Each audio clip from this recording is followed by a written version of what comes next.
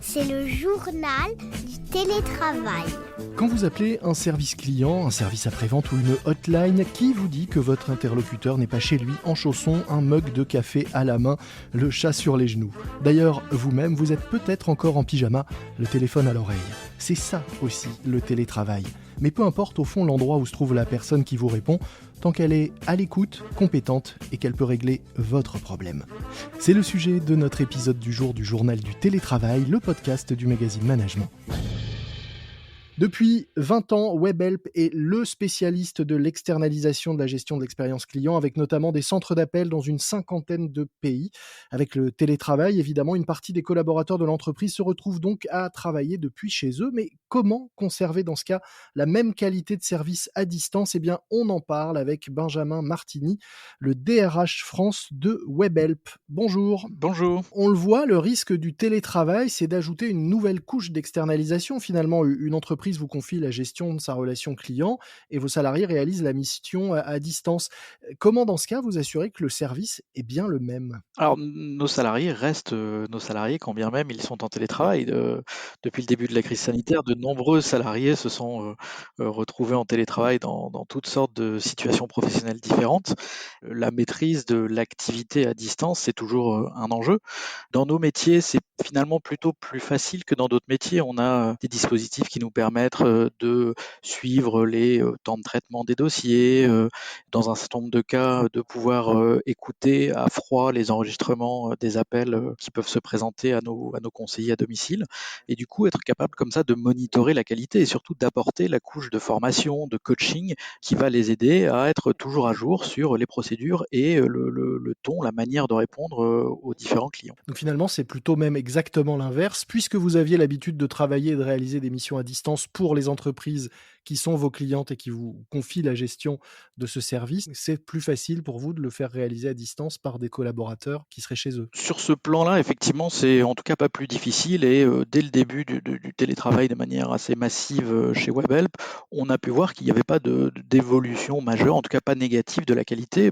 Parfois quelques difficultés pratiques, hein, parfois un peu de bruit, mais on a déjà un peu de bruit de temps en temps sur nos plateaux, mais toujours le même professionnalisme et le même sens du service que nos collaboratrices et nos collaborateurs portent au quotidien. Est-ce que du coup, vous ne vous dites pas que vous auriez dû le faire plus tôt, ce recours au télétravail? Est-ce qu'on aurait pu le faire plus tôt? Probablement. On a quand même rencontré des challenges, notamment techniques, qui ont dû être dépassés dans un temps record au moment de la crise.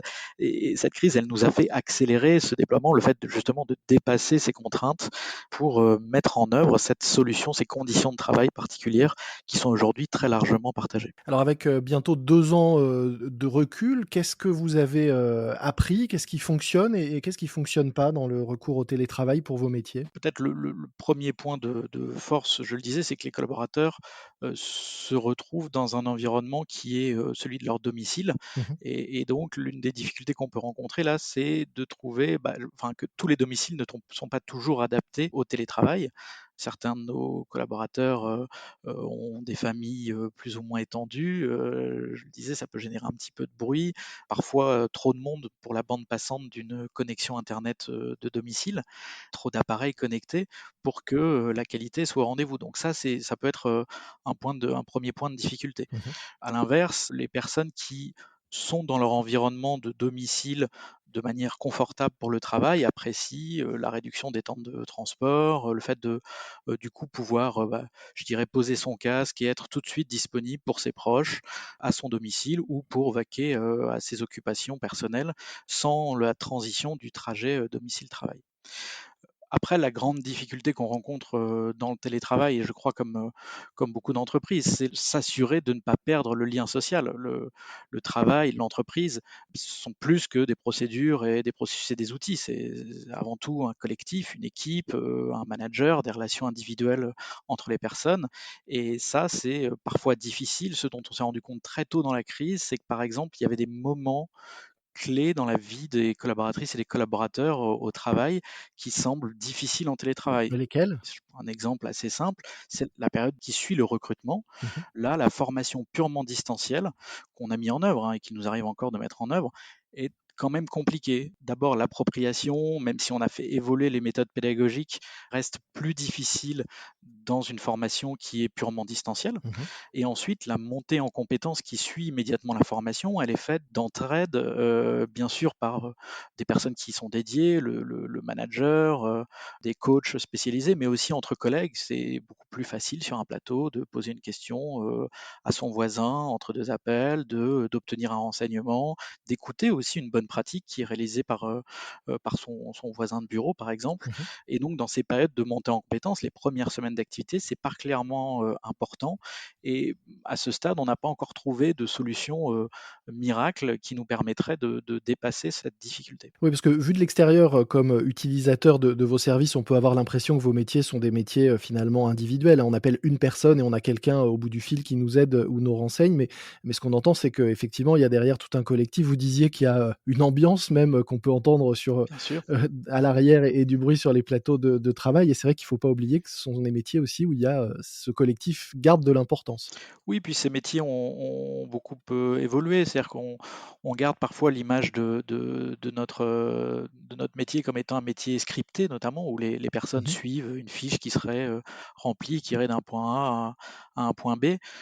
C'est très rarement le cas aujourd'hui, notamment pour les activités qui sont portées au sein du territoire français. Ce sont des activités qui Mmh. sont souvent un peu plus complexes, pour lesquelles il n'y a pas de script. Il y a un savoir-faire, des savoir-faire qui sont développés pour que les collaboratrices et les collaborateurs puissent répondre de manière autonome, bien sûr dans le respect des procédures qui sont définies avec les clients, mais malgré tout avec un niveau d'autonomie important qui suppose aussi justement de pouvoir s'entraider, de pouvoir s'appuyer sur ses voisins, sur les plus expérimentés, vous savez, les cas sont extrêmement variés et même quand les procédures sont très précises et très bien définies, il s'agit quand même parfois de trouver les bonnes réponses, le bon ton, et ça c'est un apprentissage qui est aussi issu de l'expérience de ses collègues. Vous avez lancé, un programme qui s'appelle WebHelp Anywhere, une nouvelle forme d'organisation autour du télétravail. Est-ce que c'est une façon justement de répondre, à ça, à ces sujets, d'éloignement et un moyen de créer, ce lien, avec les équipes même, à distance? Alors, il faut garder en tête qu'une partie de nos clients sont des clients très internationaux Mmh. qui ont par exemple besoin d'accompagnement de leurs propres clients dans de nombreuses langues. WebHelp Anywhere, c'est aussi, et je dirais avant tout, la réponse à cette approche qui veut que nous proposions un grand nombre de destinations Mmh. pour mettre en œuvre des collaboratrices et collaborateurs qui vont répondre aux besoins de ce client dans les différentes compétences qui sont nécessaires, les langues étant un axe notamment évident. Et puis c'est vrai au-delà de réponses issues de différents pays, parce qu'on peut trouver, je vais vous donner un exemple, des personnes qui parlent allemand peut-être plus facilement en Grèce, et ça peut paraître surprenant, ou en Espagne qu'en France, par exemple. Donc, Web Alpineware, ça commence comme ça. Et ça continue également sur différentes formes, différentes conditions de travail qui peuvent être effectivement du travail sur site, comme on le connaît, je dirais historiquement, Mmh. du travail intégralement en télétravail, qu'on appelle full télétravail, c'est-à-dire des personnes qui travaillent de chez eux, qui n'ont pas forcément été recrutées à proximité d'un site. Et ça, c'est un savoir-faire que nous développons depuis ces derniers mois. Mmh. Et enfin, la modalité dont en France, en tout cas, on considère qu'elle sera probablement la modalité majoritaire à l'issue de la crise sanitaire, qui est une forme de télétravail hybride, avec une présence au domicile en télétravail 3 à 4 jours par semaine, et une présence sur site 1 ou 2 jours par semaine, afin de maintenir ce lien social que j'évoquais et de pouvoir animer aussi tous ces moments de la vie du collaborateur, la formation, le coaching, l'accompagnement, l'évaluation, qui ont une composante humaine dont la présence physique recèle une valeur que nous souhaitons conserver. Je disais, vous êtes, DRH, pour, WebHelp, notamment pour la France. Est-ce que le télétravail est vraiment un facteur d'attractivité pour une entreprise, et des métiers, comme les vôtres? Facteur d'attractivité, je ne sais pas. Je crois que ça va devenir une modalité nécessaire. Mmh. Je dirais plutôt que l'absence de télétravail pourrait être un facteur de manque d'attractivité dans des métiers qui ont toutes sortes d'avantages, mais aussi parfois des contraintes. On sait que dans nos métiers, parfois on travaille le week-end, parfois on travaille sur des horaires qui sont peut-être un peu plus exotiques que le 9h-18h assez pratiqué en France. Et donc, le télétravail aide à répondre à ces contraintes dans nos métiers particulièrement, et je dirais à équilibrer justement les conditions de travail.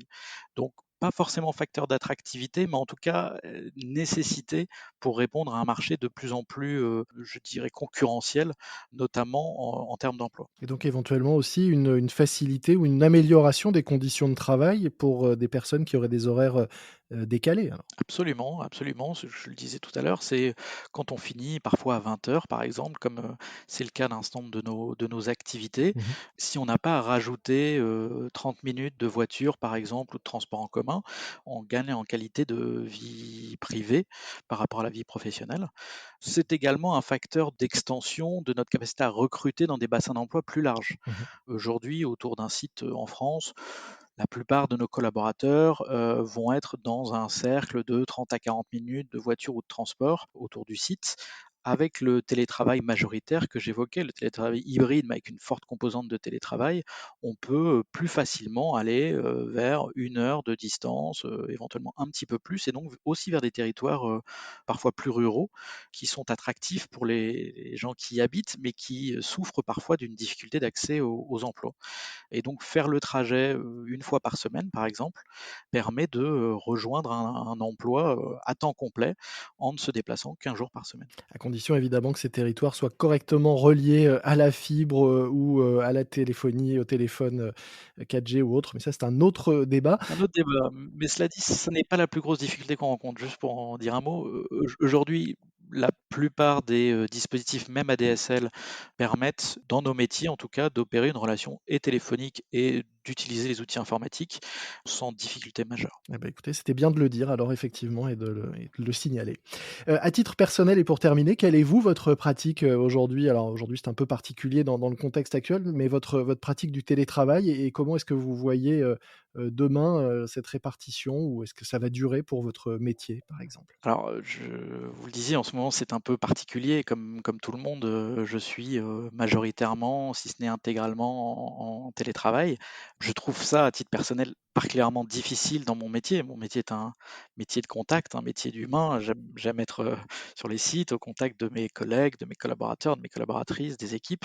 Donc, je vous cache pas que ça n'est pas mon modèle de travail préféré, mais j'ai pas choisi ce métier, effectivement pour le faire à distance. Pour autant, je pense que pour mes équipes notamment, le télétravail perdurera, dans une dose peut-être un peu moindre que celle que j'évoquais, Mmh. justement pour maintenir sur site les actes qui sont, importants pour les salariés et que les équipes des ressources humaines incarnent souvent à travers une présence physique, sur les sites. Merci beaucoup, Benjamin Martini. Je rappelle que vous êtes le DRH France de Webhelp, le spécialiste de l'externalisation de la gestion, de l'expérience client depuis plus de 20 ans. Merci à vous. C'est déjà la fin de cet épisode du journal du télétravail du magazine Management. N'oubliez pas, vous pouvez aussi nous retrouver en kiosque dans les pages du magazine Management. Moi je vous dis à très vite, d'ici là soyez prudents et bon télétravail à tous. C'est le journal du télétravail.